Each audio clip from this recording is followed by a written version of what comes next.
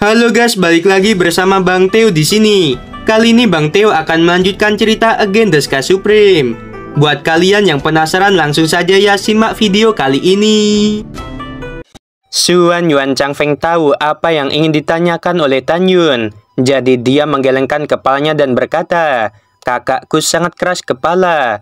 Dia telah berusaha meningkatkan kekuatannya untuk menghabisimu selama ini.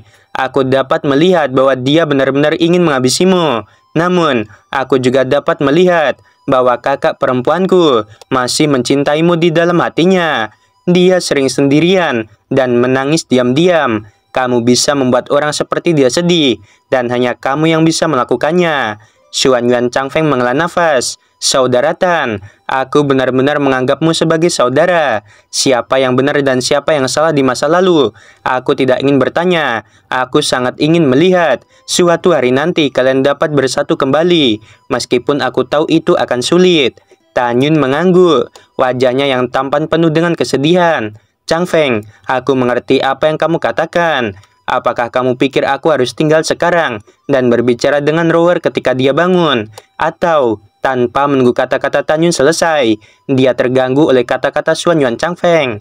"Saudara Tan, aku datang untuk masalah ini. Kakak perempuanku sangat membencimu. Aku mengerti temperamennya. Jika dia tahu bahwa orang yang paling dia bencilah yang menyelamatkan dirinya, itu pasti hal yang menyakitkan baginya. Aku pikir kamu harus pergi. Jangan ganggu saudara perempuanku untuk saat ini. Aku tidak ingin melihat cinta dan kebencian berkumpul bersama." Mendengar ini, Tan Yun terdiam, dan setelah waktu yang lama, dia berkata, "Apa yang kamu katakan masuk akal, Saudara Tan." Xuan Yuan Changfeng berkata dengan sungguh-sungguh, "Sebenarnya, aku pikir kamu dan saudara perempuanku sangat mungkin untuk bersatu kembali, tetapi itu membutuhkan kesempatan." "Apa kesempatannya?" Mata Tan Yun berbinar. "Kesempatan ini adalah ayah kakak perempuanku, patriark tua dari Rasro, yang juga mantan gurumu. Di hati kakak perempuanku, kebenciannya terhadap kamu karena kamu menghabisi ayahnya. Dan Subing bersikeras bahwa ayahnya tidak mati. Hanya ketika kamu tiba di alam Hongmeng di masa depan, kamu menemukan ayahnya, dan kemudian bertatap muka untuk menyelesaikan semua kesalahpahaman antara kamu dan kakak perempuanku.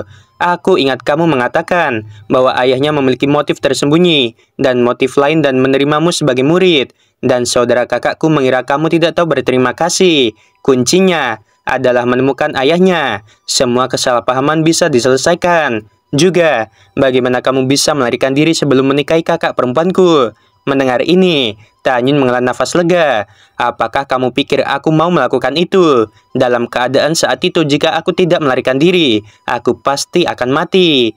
Tan Yun mengerutkan kening dan berkata, "Saudara Changfeng, aku memiliki pendapat yang agak berbeda darimu. Aku pikir apa yang membuat Rower dingin adalah pedangku menusuknya. Pada saat itu, aku terluka parah. Setelah aku secara tidak sengaja menghabisinya, aku ingin membalikan waktu, tetapi jiwanya yang tersisa berpikir aku akan menghabisinya, dan jiwa Xuan Yuanru melarikan diri. Aku kemudian melakukan pembalikan waktu, tetapi tidak berhasil." Mendengarkan kata-kata itu, Xuan Yuan Changfeng menggelengkan kepalanya dan berkata, "Saudara Tan, kamu salah. Saudara perempuanku sangat mencintaimu. Aku percaya bahwa di dalam hatinya, satu-satunya kendala yang tidak dapat diatasi adalah berpikir bahwa kamu adalah orang yang menghabisi ayahnya."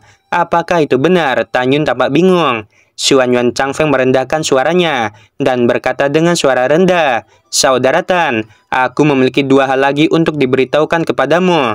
Kamu tidak boleh bertanya kepada saudara perempuanku. Jika tidak, jika dia tahu bahwa aku memberitahumu, dia pasti akan membenciku." "Cepat katakan, aku tidak akan memberitahunya," kata Tan Yun dengan sungguh-sungguh. Xuan Yuan Changfeng berkata dengan suara rendah, "Pertama, saudara perempuanku mengatakan bahwa ketika kamu adalah Hongmeng Supreme di masa lalu, itu bukan kehidupan pertamamu, itu seharusnya menjadi kehidupan keduamu." Mendengar ini, Tan Yun terkejut. Baginya berita itu terlalu tak terduga dan membingungkan. Mengapa dia mengatakan itu? Apa yang dia tahu? Xuan Yuan Changfeng berkata, "Aku mendengar dari saudara perempuan bahwa ayahnya di kehidupan sebelumnya menggunakan ramalan agung dan reinkarnasi hebat untuk melihat identitasmu. Namun, dua teknik rahasia utama dari ras roh telah gagal padamu. Dikatakan bahwa ada kekuatan misterius dan sangat besar dari 5 atribut yang melindungimu, sehingga kamu tidak dapat dimata-matai oleh siapapun. Jadi, ragu bahwa kamu bukan makhluk dari alam semesta ini. Saudara Tan, siapa kamu? Apakah kamu tidak memiliki ingatan sama sekali? Oh, ngomong-ngomong, ayahnya juga mengatakan bahwa kamu adalah kekasih alam semesta. Tetapi kamu juga seorang bintang jahat. Tidak ada yang akan berakhir baik denganmu. Mendengar ini, Tanyun berkata pada dirinya sendiri, selamanya sejak aku lahir, aku memiliki kemampuan untuk mempelajari mantra apapun sendiri. Tetapi sekarang sepertinya aku benar-benar tidak tahu siapa aku ini. Siapa aku, dari mana aku berasal. Mata bingung Tanyun berangsur-angsur menunjukkan pandangan bijak. Sepertinya hanya ada satu hari ketika kekuatanku berada di puncak dunia, dan aku mungkin bisa mengetahui masa laluku. Tidak ada gunanya berpikir terlalu banyak sekarang ini. Itu hanya akan menambah masalah. Setelah mengambil keputusan, Tanyun bertanya, bagaimana dengan hal kedua? Xuan Yuan Changfeng sepertinya memikirkan sesuatu. Ujung hidungnya asam, dan ada air mata samar di matanya. Ada apa denganmu? Tanyun bingung. Namun pernyataan Xuan Yuan Changfeng selanjutnya membuat Tanyun merasa seperti pisau yang dipelintir di hatinya.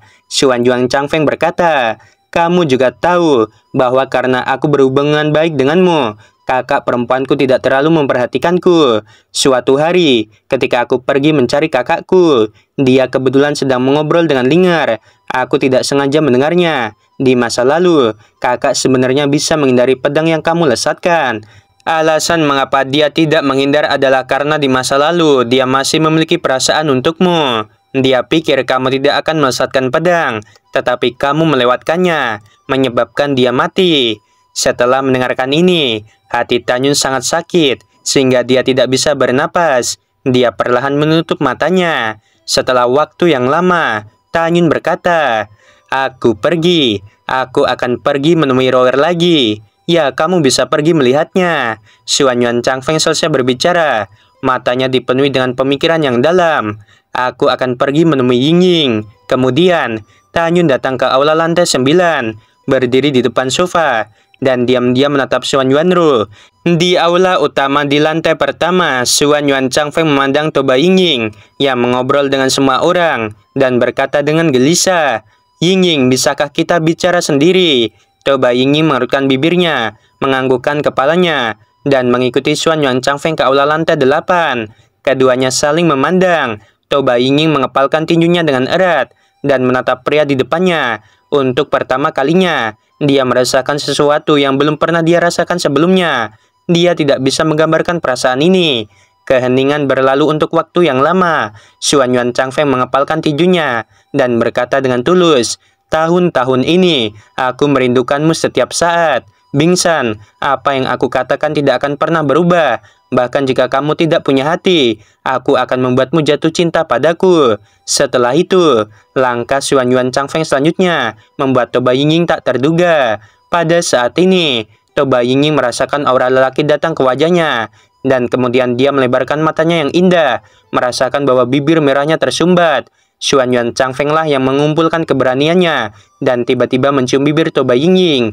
Pikiran Toba Yingying kosong, dan rona merah muncul di wajahnya. Ketika dia sadar, Xuan Yuan Changfeng telah mengundurkan bibir merahnya, dan berkata dengan tulus, jika kamu ingin menghabisiku, aku tidak akan pernah menyesal, karena aku sangat merindukan dirimu. Toba Yingying tiba-tiba mengangkat tangannya, dan menariknya ke wajah Xuan Yuan Changfeng yang sedang menutup matanya. Setelah waktu yang lama, Xuan Yuan Changfeng merasa bahwa tidak ada ketukan telapak tangan di pipinya. Ketika dia membuka matanya, Toba Yingying tidak terlihat, hanya suara dingin yang tertinggal di telinga Xuan Yuan Changfeng. Jika ada waktu berikutnya, jangan salahkan aku karena bersikap kasar. Mendengar suara yang tampaknya kejam ini, Xuan Yuan Changfeng benar-benar tampak seperti anak kecil. Di aula lantai 8, dia melompat dengan bersemangat. Dia seperti orang gila. Akhirnya dia tidak memukulku. Bingsan tidak memukul diriku. Aku mengerti. Dia memiliki perasaan untukku. Ini bagus. Ini benar-benar luar biasa. Di luar aula lantai 8, Toba Yingying bersandar ke dinding. dan adegan dicium oleh Xuan Yuan Chang Feng barusan terus muncul di benaknya. Dia ingin marah, tapi dia tidak tahu mengapa dia tidak bisa marah. Toba Ying datang ke aula utama lantai pertama dan kembali ke penampilannya yang dingin seperti biasanya. Di aula lantai 9, Xuan Yuanro dalam keadaan koma di sofa. Kelopak matanya sedikit bergetar dan ada tanda-tanda kebangkitan yang jelas. Tanyun menghilang dari udara tipis setelah menemukannya dan muncul di aula utama di lantai pertama. Pada saat berikutnya, dia menggenggam tinjunya ke arah Xuan Yuan Haokong dan berkata, "Jangan katakan padanya tentang aku menyelamatkan Rower. Juga, aku akan berurusan dengan Kaisar Abadi ke-8. Selanjutnya, aku akan pergi ke alam abadi ke-7, ke-6, dan ke-5 untuk menjarah alam rahasia mereka. Kamu meminta Rower untuk meninggalkan alam abadi ke-8 sesegera mungkin dan pergi ke alam abadi pertama, 2, 3, dan ke-4. Kalian bisa menjarah alam rahasia itu." Xuan Yuan Haokong mengangguk berat dan berkata, "Baiklah kalau begitu."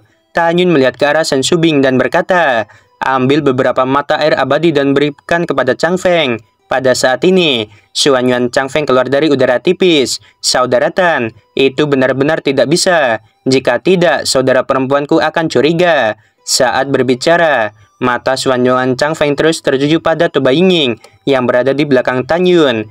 Toba Ying menoleh ke samping, tidak menatap Xuan Yuan Chang Feng. "Baiklah, kalau begitu aku tidak akan memberikannya." Setelah Tanyun selesai berbicara, Xuan Yuan Chang Feng dan yang lainnya mengepalkan tangan mereka dan berkata, "Kita akan bertemu lagi di masa depan. Bos, kamu harus menjaga tubuhmu," kata Cusia dengan enggan. "Kamu juga." Tanyun menepuk bahu Cusia dan kemudian meninggalkan aula bersama Shen Subing dan yang lainnya, melintasi laut dengan kecepatan tinggi dan menembak ke arah kejauhan. "Suamiku, cepatlah masuk ke dalam pagoda Ling Xiao untuk memulihkan lukamu," desak Shen Subing. Baiklah, Tanyun mengeluarkan pagoda Ling Xiao dan memasukinya. Setelah beberapa saat, Tanyun melangkah keluar dari pagoda dengan utuh, memandang kerumunan dan berkata, "Ayo pergi ke timur 180 miliar mil." Tempat yang dituju Tanyun adalah tempat dia bermain dengan semua gadis sebelumnya. Ada Grand Canyon bawah laut di sana. Berlatih di Grand Canyon adalah tempat yang paling cocok. Pada saat yang sama, di sebuah pagoda lantai 9, Xuan Yuanro perlahan membuka matanya. Setelah penglihatannya yang kabur berangsur-angsur menjadi jelas, dia menemukan bahwa Xuan Yuan Haokong, Xuan Yuan Chang Feng, Xuan Yuan Linger, dan Cusia berada di depan sofa. "Paman, apakah aku belum mati?" Xuan Yuanro berkata dengan tidak percaya. "Ya, Rower, kamu belum mati." Xuan Yuan Haokong tertawa. Xuan Yuanro mengerutkan kening dan berkata, "Aku ingat bahwa aku bukan lawan dari Kaisar Abadi ke-8. Dan kemudian aku pingsan. Pada saat itu masih ada 3 cahaya pedang yang kacau mengarah diriku. Dalam situasi saat itu, aku pasti akan mati." "Paman Linger, apa yang terjadi? Apakah kita sudah diselamatkan?" Mendengar ini, Xuan Yuan Linger sepertinya memikirkan sesuatu dan berkata dengan penuh rasa syukur, "Kakak, izinkan aku memberitahumu. Tepat pada saat genting, seorang lelaki tua jatuh dari langit dan melakukan beberapa teknik yang belum pernah aku lihat sebelumnya. Dia menyelamatkan kita." Orang tua itu mengatakan bahwa dia tidak ingin mengambil tindakan pada awalnya. Tetapi setelah mendengar bahwa kamu berasal dari ras roh, orang tua itu mengatakan bahwa dia memiliki beberapa koneksi dengan ras roh di masa lalu. Jadi, dia mengambil tindakan untuk menyelamatkanmu. Mendengar ini, Xuan Yuanro mengerutkan kening. Apakah itu benar? Ya, Xuan Yuan Linger sering mengangguk, seperti yang dilakukan oleh Xuan Yuan Haokong. Tapi, Xuan Yuanro sepertinya mencoba mengingat sesuatu dan berkata, "Tapi mengapa aku mendengar suara Tanyun ketika aku linglung? Aku mendengar dia berkata dia akan menyelamatkan diriku." Xuan Yuan Haokong mengerutkan kening. "Kamu hanya berhalusinasi." Xuan Yuan Chang Feng berkata dengan sungguh-sungguh, "Kakak, kamu pasti berpikir kamu akan mati. Jadi kamu merindukan Tanyun." "Diam!" Xuan Yuanro batuk seteguk darah. Wajahnya yang pucat penuh amarah. "Kuharap aku bisa menghabisinya. Mengapa aku merindukannya?" Xuan Yuan Chang Feng memutar matanya dan berhenti berbicara. "Rower, kamu tenanglah." Xuan Yuan Haokong berkata, "Kamu terluka parah sekarang ini. Kamu harus istirahat dengan baik. Ketika kamu pulih dari cederamu, kamu bisa melakukan apapun." Xuan Yuanro berkata dengan lembut, "Kalian keluar dulu, aku lelah." Setelah semua orang pergi, mata indah Xuan Yuanro bersinar dengan niat membunuh yang dingin. Tanyun, ini adalah kehendak alam semesta, bahwa aku tidak akan mati kali ini, dan suatu hari aku akan menghabisimu. 2 hari kemudian, Tanyun dan yang lainnya tiba di Grand Canyon, dan membangun sebuah gua di ngarai. Setelah itu, mereka mengeluarkan pagoda. Setelah semua orang masuk, Sensubing mengeluarkan ribuan mata air abadi, dan membagikannya kepada semua orang. Dengan mata air abadi ini, kecepatan kultivasi Tanyun dan yang lainnya dapat ditingkatkan 10 kali lipat. Pada saat yang sama, Xuan Yuanru yang sudah pulih dari cederanya memandang semua orang dan berkata, "Sekarang kita bukan lawan dari kasar abadi ke-8. Selanjutnya, kita harus segera meninggalkan alam abadi ke-8, pergi ke alam abadi ke-7, dan bersaing untuk mendapatkan sumber daya. Ketika kekuatan kita meningkat, aku akan menghabisi kasar abadi ke-8. Pada saat ini, Xuan Yuan Hakong mengingat nasihat Tanyun dan berkata, "Ruwer, paman berpikir, bagaimanapun juga, alam abadi ke-7 berdekatan satu sama lain. Untuk amannya, mari kita pergi ke alam abadi pertama dan menjarah alam rahasianya." Mendengar ini, Xuan Yuanru merenung sejenak dan berkata, "Kita akan pergi ke alam abadi pertama terlebih dahulu, dan kemudian pergi ke alam abadi kedua." Waktu berlalu, 3 bulan kemudian, di kota abadi 8 surga. Pada saat ini, di aula penyambutan, kursi-kursi dipenuhi dengan orang ranah Kaisar Agung. Oke guys, sampai sini dulu. Aduh, memang rumit ya antara kisah Tanyun dan Xuan Yuanru ini. Jadi gimana teman-teman? Tanyun ini siapa ya sebelum jadi Homeng Supreme? Ayo, penasaran kan? Ya udah ditunggu aja ya di next episode, entah episode berapa ya. Sebelum video berakhir, Mimin mau bilang sungguh membagongkan. Terima kasih.